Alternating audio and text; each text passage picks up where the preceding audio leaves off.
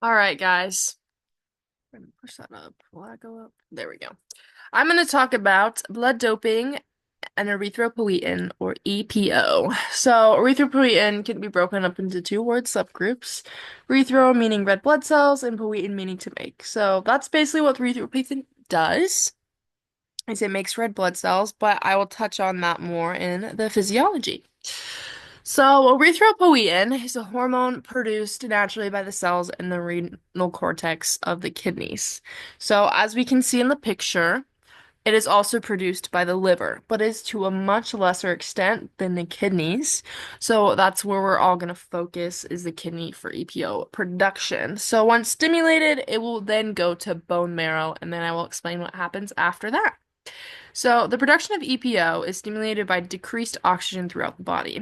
When stimulated, the kidneys create EPO, which then attach to receptors of proerythroblasts or immature red blood cells within the bone marrow to create mature red blood cells or erythrocytes. So that's how it creates the red blood cells.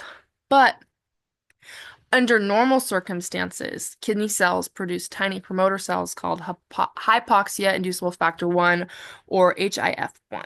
So when oxygen is present, the HIF1 goes through hydroxylation through the addition of OH molecules and then becomes ubiquitinated, which marks it for destruction with the organelle proteasome.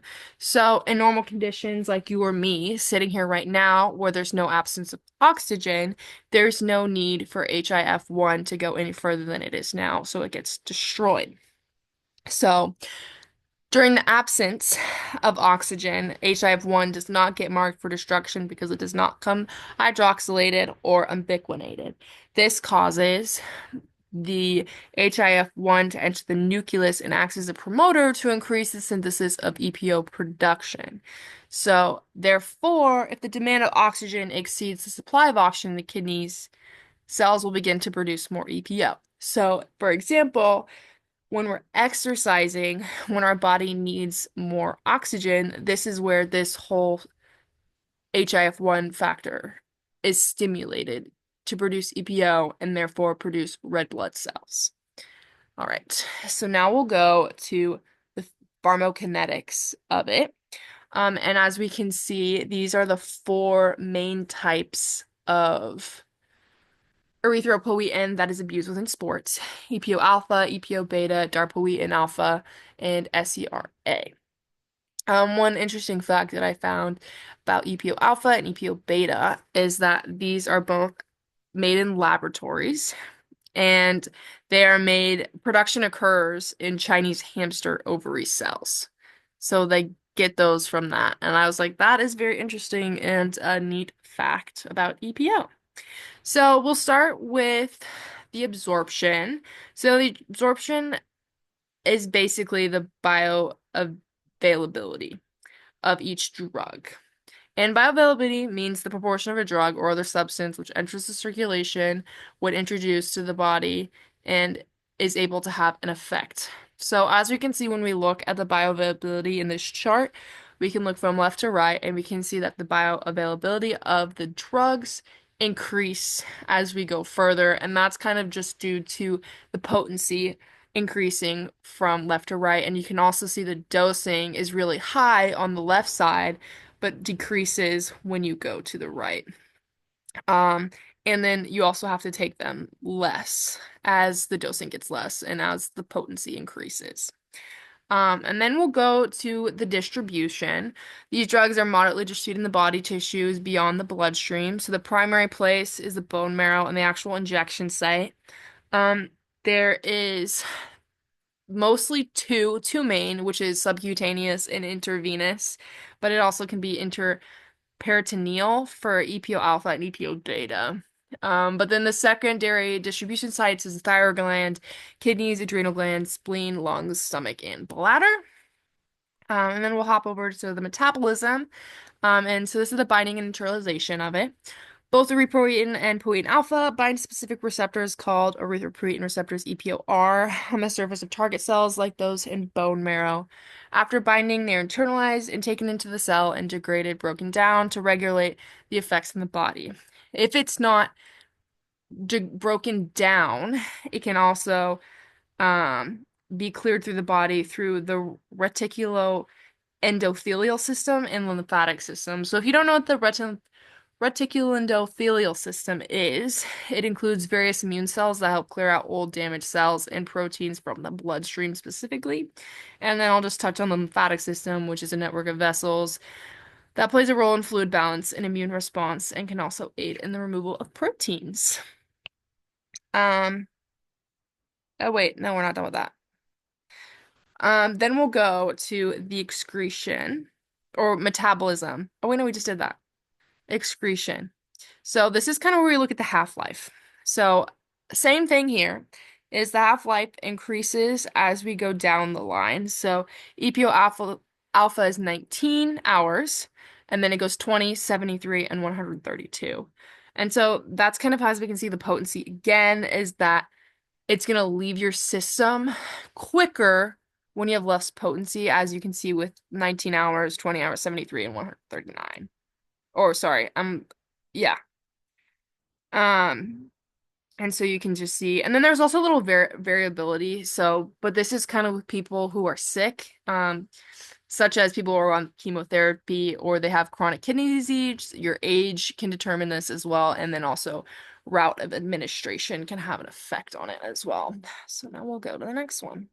So why is EPO abused in sports? So first of all, the effects here are listed on the side. You can have increased hematocrit levels, increased red blood cell count, rise in hemoglobin, and then these three kind of incorporated to improve performance in intense exercise, endurance activities, and increased VO2 max. So, a large part of our body's ability to carry out strenuous exercise is dependent on the ability of our blood to deliver oxygen efficiently to the working tissues, aka muscles. So that's kind of where I looked on this little chart over here.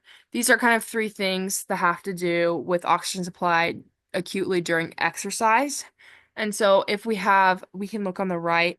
So EPO stimulates erythropoiesis, and then that can follow that little line down and increase oxygen to tissues. And then during exercise as well, we have increased cardio output and stuff like that, which also can increase oxygen to tissues.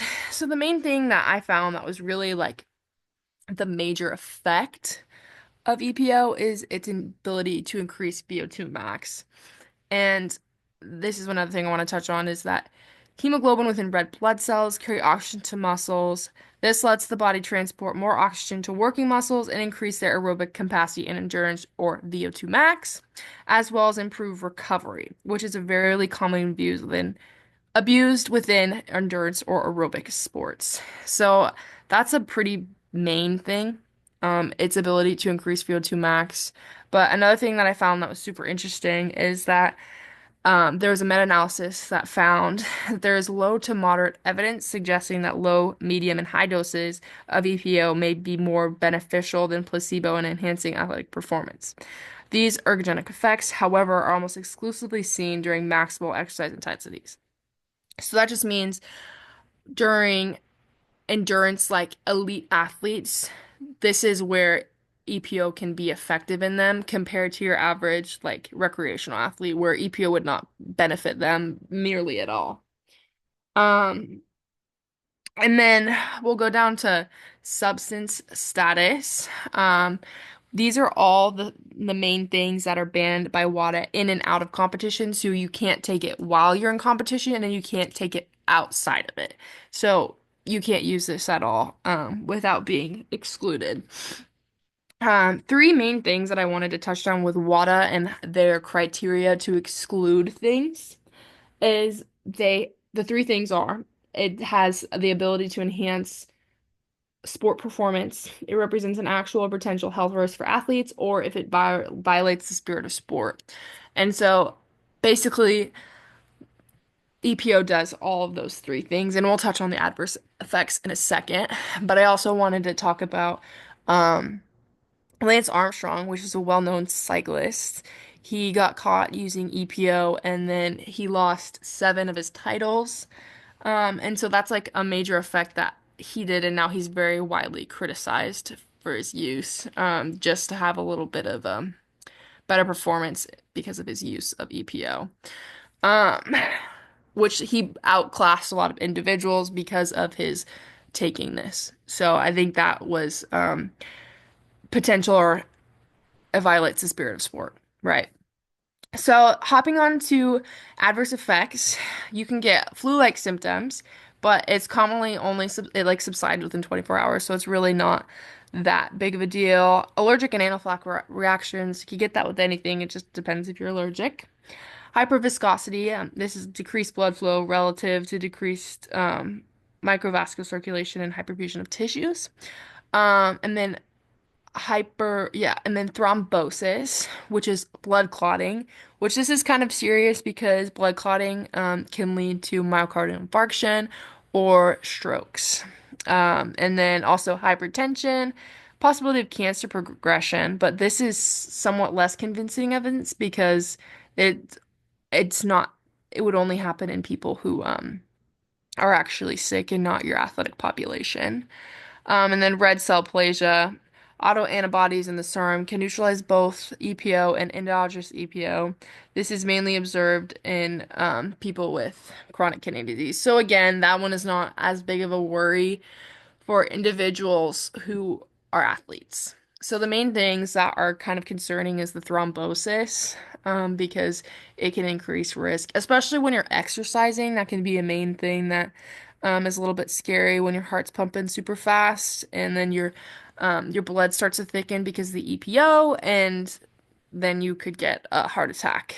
Um, I also wanted to state too, I didn't write this on here, but since it's like intravenous or subcutaneous, it's the use of needles. So you can also risk, like if you're not a good clean needle user, you can also get like things like HIV and AIDS, if you're not careful.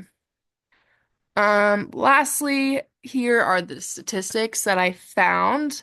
This was an anti-doping testing figures that I found. There's different performance enhancing drugs that are listed on here. But I wanted the ERA urine and ERA blood, which is erythropoietin reactant agent. So you can see kind of the levels that are increasing. They dropped during 2020 because no one was participating in the athletics, and then it starts to increase again. So they're not like too high of levels compared to other ones, but you can still see that it's very widely used.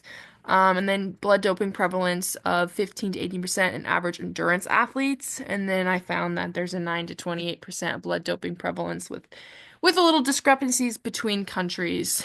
Um, this just kind of shows there's a lot of people that use it, even though it is illegal for use. And then they can get banned from competition if they are caught. To catch EPO detection is really just blood tests and through urine. They can actually easily detect it, and there's pretty good ways to do that. Um, with that said, like think about my own opinion on blood doping. I think I can attest to the fact that I don't think it's good to use. I think there's a lot better ways to increase performance than through the use of this. I kind of think like your body is a temple and you shouldn't alter anything that's going on within it. Also, like, there's things like altitude training that can have similar effects to EPO, because then you have your oxygen deficit, and that would create more EPO throughout your body, and then therefore more blood cells. So there's like alternate things that really can enhance your performance while keeping yourself clean. So there's also some effects that EPO injections can help like medical conditions, so it could be helpful in that, but I ultimately think it should be kept out of sport.